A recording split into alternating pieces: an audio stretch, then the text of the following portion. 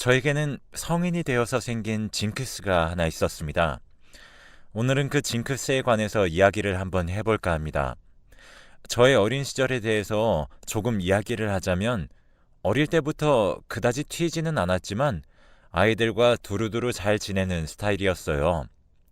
어릴 때부터 혼자 있는 아이에게도 잘 다가가는 타입이었고 아이들도 저를 많이 좋아했었습니다. 친구들도 꽤 있었고 했었는데 물론 성인이 되면서부터 많이 끊어지기는 했었죠. 그러다가 직장에 취직하게 되면서 저는 고향을 떠나 다른 곳으로 취직을 하게 되었어요. 하고 싶었던 일이라 고향과는 많이 멀었지만 결국에는 일을 택하게 되었습니다. 무사히 직장을 다니기 시작한 저는 회사 생활을 시작하게 되었죠. 어느 날 직장 선배가 소개팅을 시켜준다는 이야기를 하더라고요.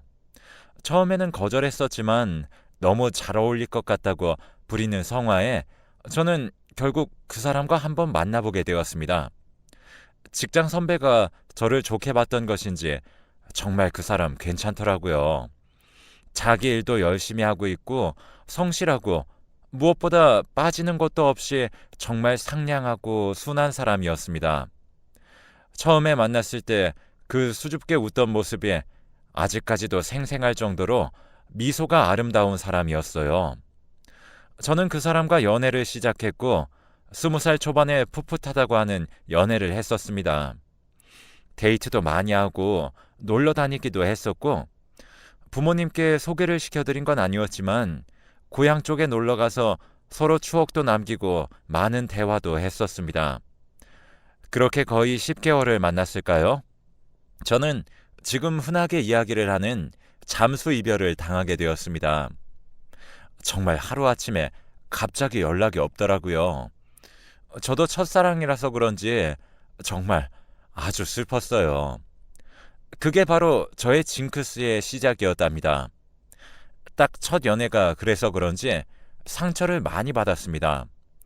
하루하루 지내면서 이별의 아픔을 그대로 받아들였고 혹시나 잘못되지는 않았을까 하는 걱정도 있었지만 무언가 잘못되었다면 회사도 그만두고 하지 않았을 텐데 다행인지 모르겠지만 회사를 그만두었다는 연락도 들려오더라고요. 저의 첫사랑은 아픔만 가득 남긴 채로 그렇게 끝나버렸죠. 왜 헤어진지도 모르고 헤어지는 것은 정말 고문 같은 일이었습니다. 하루에도 몇 번씩 생각나고 힘들더라고요. 그런 마음을 가지고 회사에 출근하고 그러는 자체가 참 많이 아팠습니다. 그러던 어느 날 우리 회사 신입이 들어왔는데 저보다는 나이가 있었고 저의 바로 밑에 후배로 들어왔었죠. 너무 밝고 이쁜 모습이었는데 부침성도 좋아서 그런지 정말 마음에 가더라고요. 저보다 언니임에도 불구하고 그런 거 따지지 않고 정말 열심히 일을 하면서 저에게도 살갑게 굴었습니다. 그때 당시에 이별로 너무 힘들어 했었는데 그 언니 덕분에 많은 것을 잊고 편안하게 마치고 술도 마시고 좀 많이 어울려 다녔어요. 거의 1년은 남자도 안 만났고 언니 덕분에 그래도 극복을 많이 한 것 같았습니다. 급속도로 친해지게 되었고 집도 오고 가는 사이가 되었죠. 직장에서 많은 분들과 친해져 봤었지만 그래도 이렇게 친해진 건 처음이었어요. 거의 소울메이트를 만난 것처럼 서로 너무 잘 맞았고 취미부터 시작해서 술 취향까지도 잘 맞았었거든요. 그때 당시에는 너무 잘 맞아서 남자친구를 잃은 대신 그 언니가 저에게 나타났나 싶을 정도로 정말 죽이 잘 맞았어요. 하루하루 연락을 하면서 지냈고 늘 회사에서 보기도 하지만 마치고 노는 시간도 꽤나 즐거웠거든요. 그리고 저는 두 번째 남자친구를 만나게 되었습니다. 우연히 길에서 길을 물어보다가 그분께서 저의 연락처를 물어보셔서 그렇게 연락을 하게 되었어요. 저도 첫 남자의 기억이 지워지는 시점이었고 새롭게 만나보고 싶은 마음에 그렇게 서로 연락을 주고받았던 것 같아요. 그분도 굉장히 좋은 사람이었어요.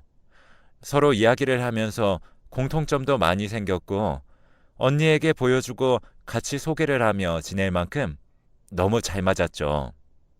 그렇게 거의 8개월 정도를 만났을까요? 두 번째의 남자친구도 딱 헤어지자는 말 한마디 남겨놓고 저를 떠나버렸어요. 전날 데이트도 했었는데 하루 만에 그렇게 떠날 수 있었던지 깜짝 놀랐죠. 첫 연인과 또 오버랩이 되면서 내가 뭘 잘못했나 싶은 생각이 간절했습니다. 그렇게 갑작스럽게 헤어지니까 다들 이렇게 헤어지나 싶기도 하고, 다른 회사 동료들의 말을 들었을 때는 어느 정도 싸우거나 권태기가 왔거나 여러 가지 사연들이 있다고 하는데, 저는 무척이나 뜬금없이 헤어지더라고요. 두 번째로 그렇게 헤어짐을 당했을 때는 제가 문제가 있는 건 아닐까 하는 생각을 정말 많이 했었어요. 사람들이 그렇게 뜬금없이 떠나는 데는 뭔가 이유가 있구나. 아니면 내가 여자로서 매력이 부족할까?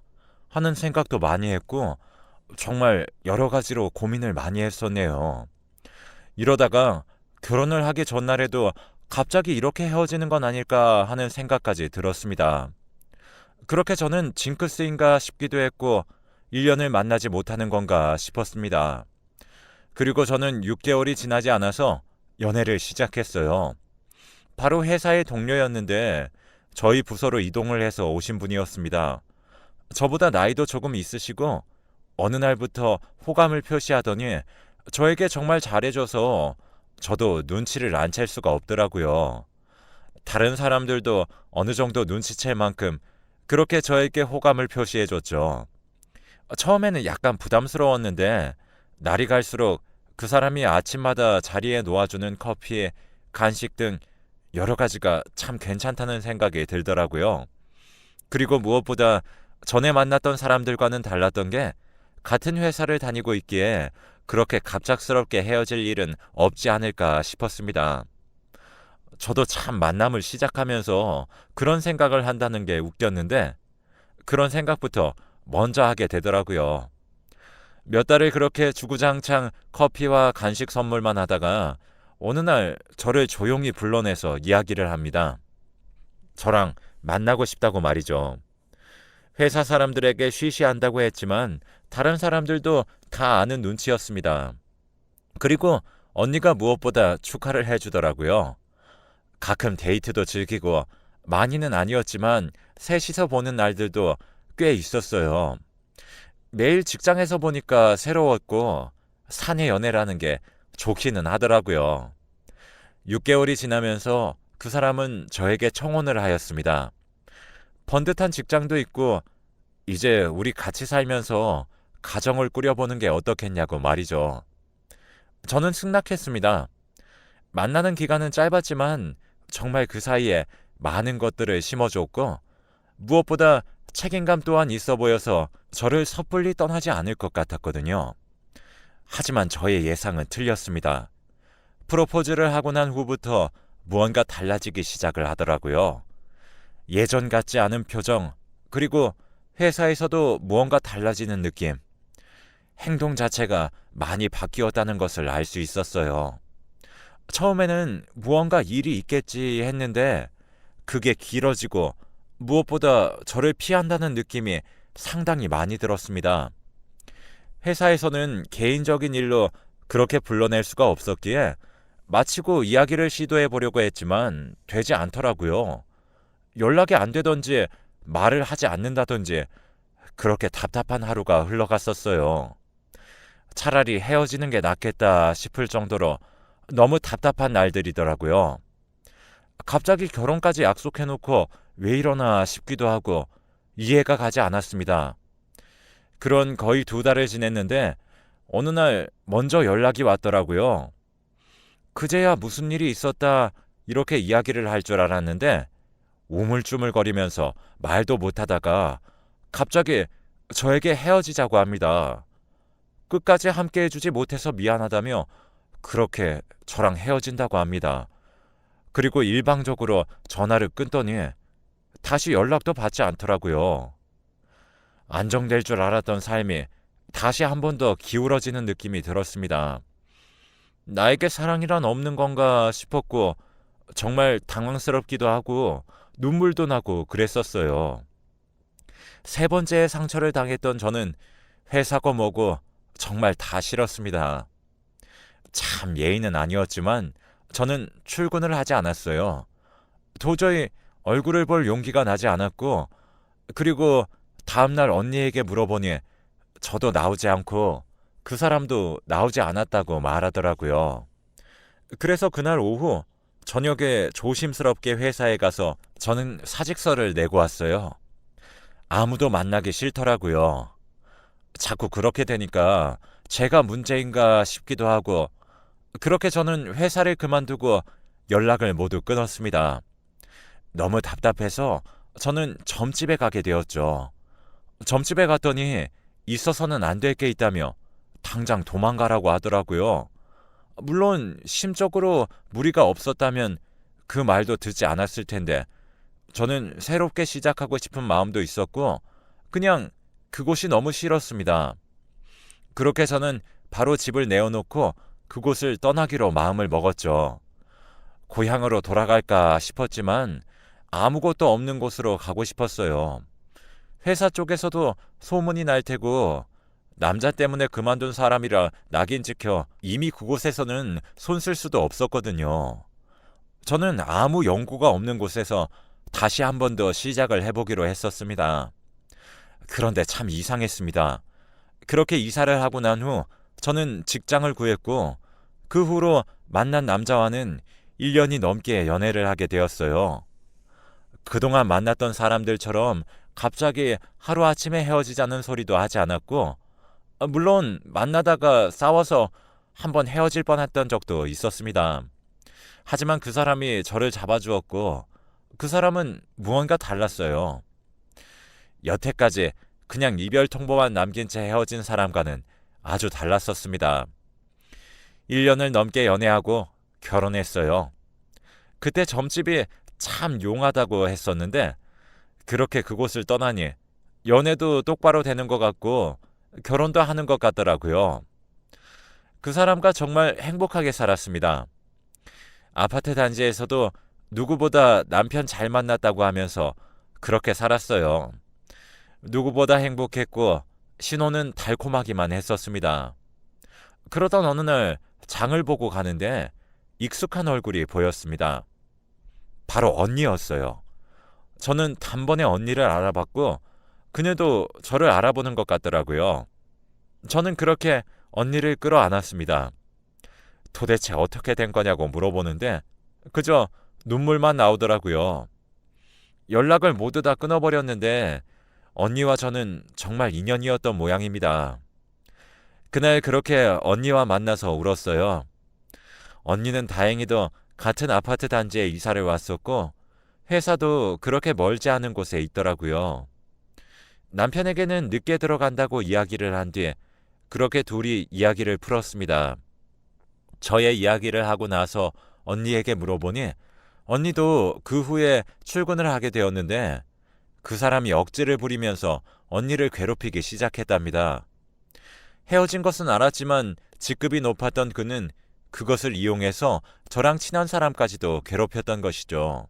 버티려고 해봤지만 남자분께서 그렇게 나오니 무섭기도 하고 언니는 더 이상 있을 곳이 없었다고 해요. 점심도 혼자 먹고 무엇보다 언니의 직속 선배가 저였으니 무엇을 보고 배웠겠냐고 하면서 회사 내에서 괴롭힘이 있었던 모양입니다. 그 말을 듣고 더 슬펐어요. 그런 언니는 저를 하나도 탓하지 않고 그렇게 저를 보듬어 주었습니다. 저는 미안하다는 말만 반복했죠. 우리가 인연인가 보다 하면서 저희는 그날 밤이 늦도록 오랜만에 술 한잔을 했죠. 언니를 만나고 나서는 저의 생활이 조금씩 바뀌었습니다. 연고도 없던 곳에서 남편 말고는 의지할 곳이 없었는데 새롭게 친구를 사귄 듯 저에게도 조금씩 활력소가 생긴 것이죠.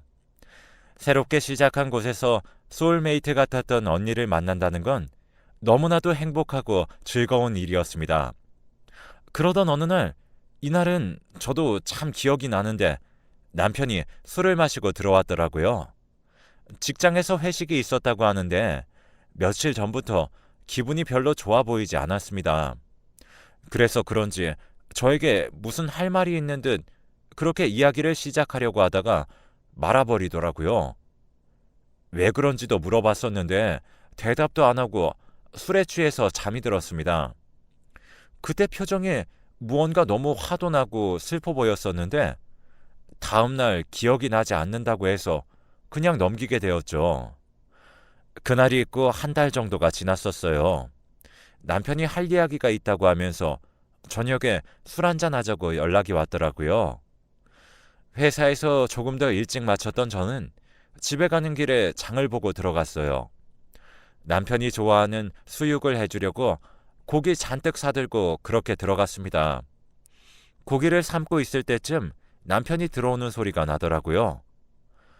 저를 뒤에서 이야기를 하는데 무슨 일인데 이렇게 고기까지 준비를 하게 하냐고 장난도 쳤었습니다. 그냥 그렇게 술 한잔 하면서 이야기를 하려고 하나 보다 하는 찰나에 초인종 소리가 들리더라고요. 남편이 나가보겠다고 하면서 나갔고 저는 올 사람이 없는데 하면서 고기를 계속 보고 있었어요. 문이 열리는 소리가 났고 사람 인기척도 났는데 그 소리가 가까워지는 게 느껴지지 않더라고요. 현관에서 들어오지 않는 듯한 소리였죠. 잠시 고개를 두고 저는 나갔습니다. 그때의 장면은 저는 잊을 수가 없네요. 현관문 앞에서 언니를 막아서고 있는 신랑. 그 장면이 참 아이러니했습니다. 무언가 실랑이를 하는 듯 했고 남편이 막아서서 들어오지도 못하고 언니는 그렇게 신랑을 째려보고 있더라고요. 언니가 저를 발견하고 이야기를 하는데 너 남편이랑 살면 안 돼. 그때 언니의 눈을 잊지 못합니다. 남편이 자신에게 좋다고 추근덕댄다며 저에게 알려주러 왔다고 남편에게 잡힌 채로 그렇게 이야기를 하는데 순간 상황 판단이 되지 않더라고요. 이게 무슨 말일까 하는데 남편이 오해라고 하면서 막아서고 있었습니다. 사람이 너무 당황하니까 머릿속에서는 언니의 말과 남편의 말이 뱅뱅 돌며 들리면서 다음 말들이 안 들리는 상황이 생기더라고요. 그렇게 주저앉았는데 한참 있다가 남편의 목소리 하나가 들려왔습니다. 당신 첫 남자 갑자기 말도 없이 사라졌지? 당신 두 번째 남자 그 사람도 말도 없이 사라졌고 더러운 입 다물어. 생전 처음 듣는 언니의 험한 소리. 남편이 이야기를 하는데 언니는 무언가 막으려는 듯 그렇게 남편에게 험한 말까지 했었습니다. 그리고 세 번째, 파혼했지? 그게 네 탓인 것 같아? 자기 나한테 이야기했지. 점집에서 도망치라고 했다고. 그곳이 아니라 이 사람이야. 언니는 남편을 거칠게 밀어냈고 주저앉아 있는 저를 향해서 소리쳤습니다. 야, 너 찾는다고 대한민국 곳곳을 돌아다녔어. 남편을 뿌리치고 다가오던 언니의 모습은 정말 소름 끼치는 그 자체였습니다. 눈이 제가 보던 눈이 아니었어요. 그렇게 다가오면서 저를 찾으러 다녔다며 소리치면서 다가오는데 너무 무섭더라고요. 무서워서 꼼짝도 못하는데 남편이 그걸 막아섰습니다. 그리고 저는 남편에게 충격적인 이야기를 들었죠. 어느 날부터 저 사람이 자신에게 말을 걸어오기 시작했고 무언가 작업을 거는 듯한 뉘앙스로 계속 마주쳤다고 합니다. 유부남이라고 말을 했지만 자신도 알고 있다며 그렇게 다가왔다고 합니다. 집에 초대를 한 적도 있었고 연락처를 알아내 어느 날부터는 연락을 수도 없이 하기도 했다고 해요. 그런데 어느 날 제가 그 언니를 자신의 소울메이트라고 소개하면서 같이 겸상을 해야 하는 날이 있었다고 합니다. 잘못 말하게 되면 오해가 될까 싶어서 그날은 넘어갔었고 그날 이후로도 계속되는 치근덕에 남편은 어찌할지 몰랐다고 해요. 집에서 불러낼 수도 없고 밖에서 만나면 사람들에게 이야기거리가 될 수 있어서 어쩔 수 없이 그날 언니의 집 앞으로 찾아가 이야기를 했다고 합니다. 서로 아내의 언니를 잃게 하고 싶지 않다며 좋게 타이르자 그때부터 협박을 시작한 거죠. 저를 죽이겠다고 말입니다. 자신은 보이는 것도 없고 가족도 없고 여태까지 저에게 있는 남자 모두 자신이 쳐냈다며 그렇게 이야기를 했답니다. 남편은 소름 끼쳐서 어떻게 하지도 못하고 정말 제가 잘못될까봐 너무 두려웠다고 합니다. 저번에 말하려고 했던 것도 이걸 이야기를 해보려고 했었는데 그 언니가 온 이후로 제가 너무 웃고 표정 자체가 달라져서 자기도 많이 고민했다고 해요. 하지만 이건 아니다 싶고 곁에 둬봤자 안 될 것 같아서 그 언니 집에 찾아가서 다 이야기할 거고 더는 찾아오면 신고할 거라고 으름장을 놓고 온 날이라고 했습니다. 남편은 저에게 이야기를 하려고 했었고 언니는 전의 남자들과는 다르고 자기 마음대로 풀리지 않아서 그날 폭발한 상태로 화나서 집에 온 것이었고요.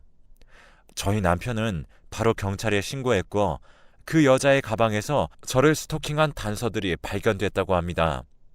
그리고 그 이유는 그 언니가 저랑 같은 동네에 살았다고 해요. 자기 동생이 저를 좋아했었는데 말도 못하고 그렇게 2년 정도 저를 좋아했던 모양입니다. 저는 전혀 알지 못했죠. 이름도 들어봤는데 기억도 안 나는 사람이었어요. 왕따를 당했던 자기 동생을 제가 이야기도 들어주고 같이 교회도 가지고 했다고 해요.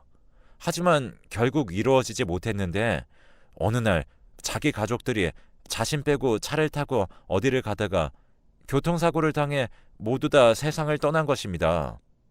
그렇게 가족을 잃고 살아가는 어느 날 저를 보게 되었던 것이죠. 첫 남자친구와 있던 저를 말입니다.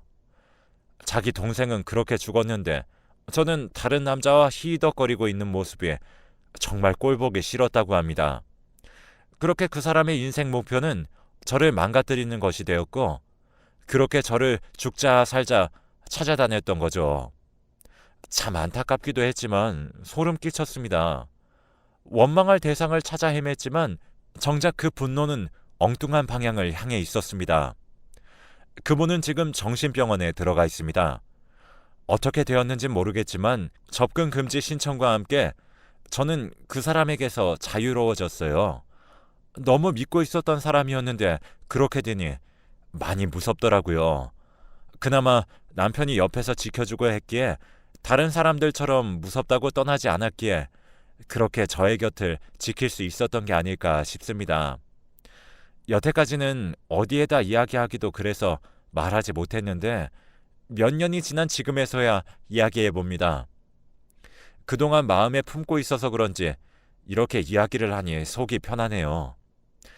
긴 글 읽어주셔서 감사하고 가시는 길 모든 길에 축복이 가득하길 바라겠습니다.